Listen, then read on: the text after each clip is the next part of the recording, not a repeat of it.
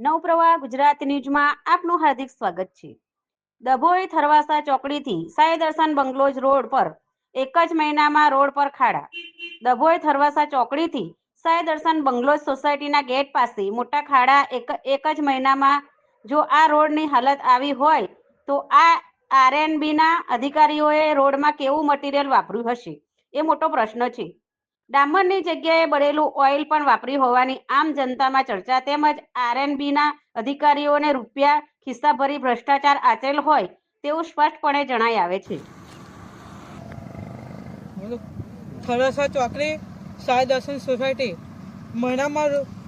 મહિનામાં રોડ બનાવ્યો તો ખાડા પડી ગયા છે.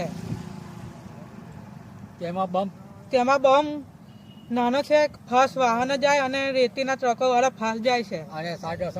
અને મોટો બમ મૂકવા વિનંતી. અને સાઈ દર્શનને બહુ તકલીફ પડે છે. હા, અધિકારીઓ ખિસ્સામાં પૈસા મૂક્યા છે અને રોડ તકલાદી છે.